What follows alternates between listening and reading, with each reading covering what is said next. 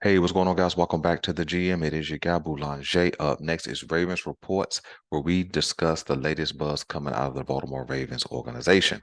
Do me a quick favor, hit like, subscribe, hit the notification bell so that you get updates when we upload new content. Let's go. So, today's conversation is not going to be necessarily a rumor, but more of continuous links to a particular player.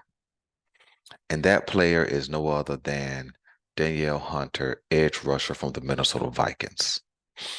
Um, this is an article that or several articles that kind of jumped into my face repeatedly, where the Ravens were mentioned as potential landing spots if Danielle Hunter was either released or traded. And so the interesting thing is these conversations about Hunter to the Ravens go as far back as March of 2021. And so I'm not 100% sure if the Ravens showed interest in Hunter in 2021 or if he was just considered um, to be a good fit for the Baltimore Ravens. Nevertheless, um, I want to toss this to you guys. Should the Ravens pursue Danielle Hunter from the Minnesota Vikings? A few things about Hunter. He's a typical height weight edge guy, 6'5", about 260 plus. Um, and he does show an ability to get to the quarterback and finish the deal. He has 71 sacks in his career, which began in 2015, where he was a third round pick. He has two 14 sack years. I think that was 2018 and 2019. So he is, kind of a high volume sack guy. He has had some down years, and he did miss 2020 with a neck injury and some of 2021 with an injury. So he does have a little bit of an injury history. But he did come back strong last year in 2022 and had 10 and a half sacks. And so Hunter, is a veteran and he's still young. I mean, it's amazing that he's an 8-year vet and he's only 28 years old. And so if he continues at his current pace, he may reach that 100 sack mark. Because he's only 29 sacks away. And I say only like that's a little bit, but that's pretty significant. It could take him 3 to 4 years to get to that number. But again, he's only 28 years old. He has speed, power, and a good burst off the line of scrimmage, which is something that the Baltimore Ravens need. I know we have some young guys in house, Ajabo and Adafe, who both have a lot of potential. But we have kind of mentioned repeatedly that the Baltimore Ravens need to add a veteran pass rusher.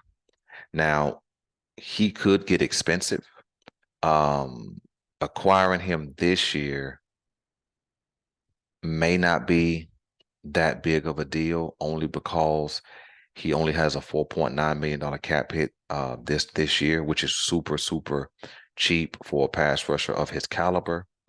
But he is a free agent next offseason, and so he will be looking for a new contract. So to acquire a Hunter may have to come with a new contract, meaning um, a new contract worked out as he is coming to the Baltimore Ravens. So when he gets here, meaning as a Raven, a new contract is already being discussed. Um, I think that a guy of his caliber, he's probably going to be looking somewhere 4 years, 60 million.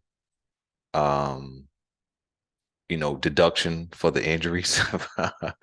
But I think he's still going to be worth that $15 million kind of range, maybe up to 18 million. I don't know if the Baltimore Ravens can afford that. I know that contracts can be worked where a guy um, can get money up front and some void years on the end, which is definitely likely.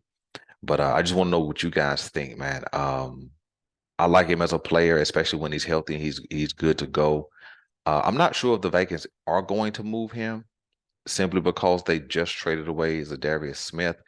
But my thinking is if he is accessible via trade, should the Ravens trade him?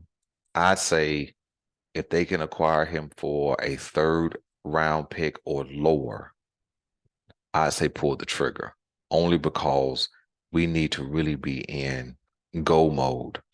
I know that there are some options still on the market, the beloved Justin Houston, which I'll be super okay with them bringing him back. But what are we going to expect out of a 35-year-old Justin Houston? And then of course, Clowney is still on the market. Um, who is not a high volume sack guy. He's a great run defender. He can pressure the pocket for sure, but he doesn't acquire a lot of sacks. So nevertheless, let me know what you guys want me to know about Danielle Hunter. Again, not really a rumor, but just continual links to Baltimore as being a potential landing spot. And Baltimore has done business with Minnesota before. So it's kind of a wait and see. But I think acquiring him for a third round pick with a really low cap hit for his talent level, I think it's doable. Don't know if the Ravens will do it, but I think they should if the option presents itself. I'm your guy Boulanger. This is the GM. Oh, wait a minute, before we go, I got some good stuff coming out, man. Some NFL wide stuff.